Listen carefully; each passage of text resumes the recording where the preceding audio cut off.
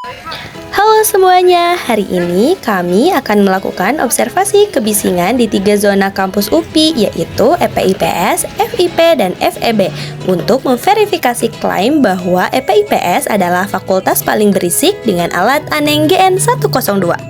Kenapa sih penelitian ini dilakukan?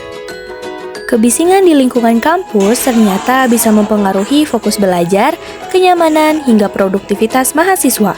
Di UPI, EPIPS sering disebut-sebut sebagai fakultas paling berisik, tapi apakah benar begitu? Untuk menjawabnya, kami melakukan observasi kebisingan di 3 zona kampus, yaitu EPIPS, FIP, dan FEB. Dengan menggunakan alat pengukur suara Aneng GN102, kami mengumpulkan data kebisingan secara langsung dan objektif. Hasil inilah yang nantinya akan memverifikasi apakah EPIPS memang fakultas paling berisik atau hanya sekedar anggapan semata. Mari kita lihat bersama bagaimana kondisi kebisingan sebenarnya di 3 zona kampus UPI. Lantas, bagaimana sih menggunakan alat Aneng GN102? Baik, di sini saya akan menjelaskan tata cara penggunaan alat Aneng GN102 untuk mengukur tingkat kebisingan. Pertama, kita tekan tombol power untuk menyalakan layar. Setelah layar hidup, lalu kita pilih mode F atau S. F ini adalah untuk fast, untuk mengukur perubahan suara cepat seperti jalan raya.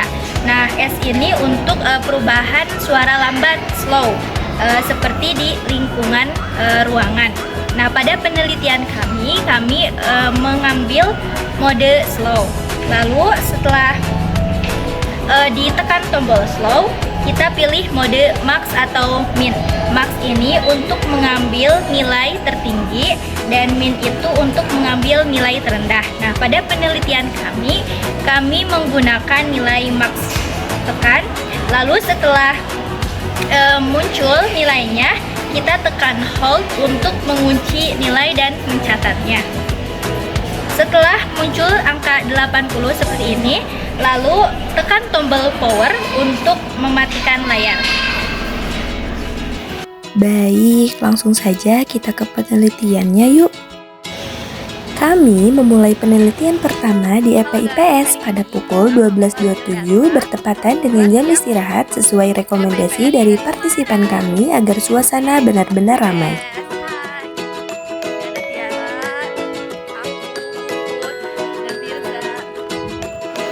Setelah itu, kami langsung melakukan pengukuran di area yang paling ramai, yaitu lobi EPIPS. Di sini terlihat aktivitas mahasiswa yang sangat padat dan beragam, mulai dari yang hanya sekedar berlalu lalang, duduk santai sambil mengobrol, mengerjakan tugas bersama, sampai ada juga yang makan dan beristirahat. Suasana yang cukup ramai ini membuat lobi menjadi titik yang menarik untuk mengamati tingkat kebisingan, karena hampir semua aktivitas terjadi di satu tempat secara bersamaan. Hasil pengukuran kebisingan di EPIPS menunjukkan bahwa intensitas suara berada di kisaran 71,2 hingga 80,4 desibel, dengan rata-rata mencapai 76,3 desibel. Angka ini sudah melewati ambang batas kebisingan 55 desibel sesuai keputusan Menteri Negara Lingkungan Hidup, dan inilah data spesifik yang berhasil kami peroleh di lapangan.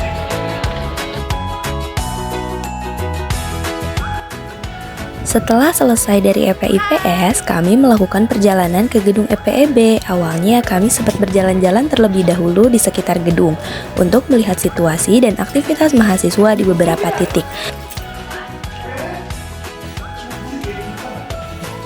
Namun, sesuai dengan saran partisipan dan demi menyamakan kondisi dengan lokasi sebelumnya, akhirnya kami memutuskan kembali ke area lobi. Disinilah pengukuran kebisingan kami lakukan, karena lobi menjadi pusat aktivitas mahasiswa yang paling ramai dan paling representatif untuk dijadikan bahan perbandingan.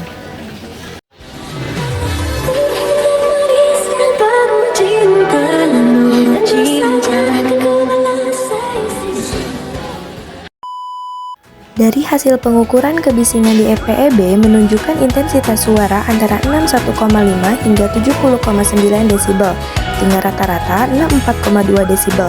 Nilai ini masih di atas ambang batas 55 desibel, namun lebih rendah dibandingkan FEIPS, dan inilah data spesifik yang kami dapatkan di lapangan. Hasil pengukuran kebisingan terakhir di FIP menunjukkan intensitas suara antara 69,4 hingga 71,7 desibel dengan rata-rata 70,6 desibel. Nilai ini berada di atas ambang batas 55 desibel dan inilah data spesifik yang kami peroleh di lapangan.